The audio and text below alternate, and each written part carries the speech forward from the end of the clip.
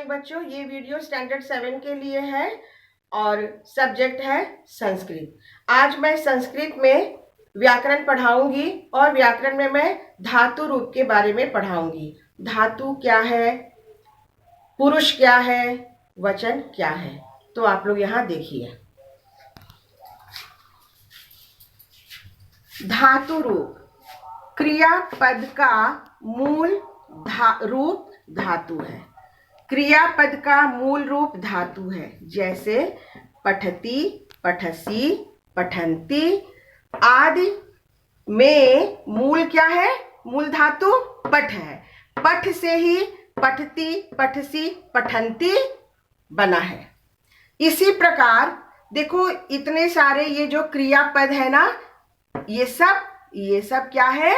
यही धातु रूप है। पठ, गम, लिख, वद, पत, धाव, ये सब क्या है? ये आदि धातुएं हैं। क्रियापद का मूल रूप धातु है। जैसे पठती, पठसी, पठंती आदि में मूल धातु पठ है। पठ, गम, लिख, वद, पत, धाव आदि धातुएं हैं। धातु रूप 5 लकारों में चलते हैं। लट लकार वर्तमान काल है, लंग लकार भूतकाल है, लिट लकार भविष्यत काल है, लोट लकार आज्ञार्थक है और विधिलिंग विधि विधानार्थक है। ये हो गया लकार, जिसमें हम लोगों को पढ़ना है लट लकार वर्तमान काल, जो क्रिया अभी हो रही है। उसके बाद लंग लकार भूतकाल, जो क्रिया बीत गई। ये दोनों हम लोगों को पढ़ना है, इसे समझाने के बाद मैं इसे बाद में पढ़ाऊंगी। इससे पहले ये जानना जरूरी है कि पुरुष क्या है। संस्कृत में 3 पुरुष होते हैं। संस्कृत में 3 पुरुष होते हैं। प्रथम पुरुष, जिसके विषय में बात होती है। मध्यम पुरुष श्रोता, श्रोता यानी सुनने वाला। उत्तम पुरुष वक्ता यानी बोलने वाला। उत्तम पुरुष बोलता है, मध्यम पुरुष सुनता है और प्रथम पुरुष जिसके विषय में बात होती है। ये है संस्कृत में 3 पुरुष। इसके बाद है वचन। संस्कृत में 3 वचन होते हैं।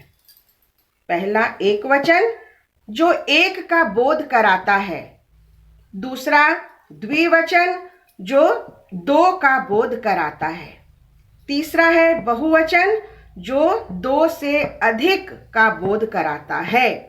इसे जानना इसलिए जरूरी है कि जब मैं धातु रूप लिखवाऊंगी तो उसमें ये सब भी लिखना पड़ेगा और ये लिखने से पहले इसकी जानकारी आवश्यक है। आखिर ये है क्या?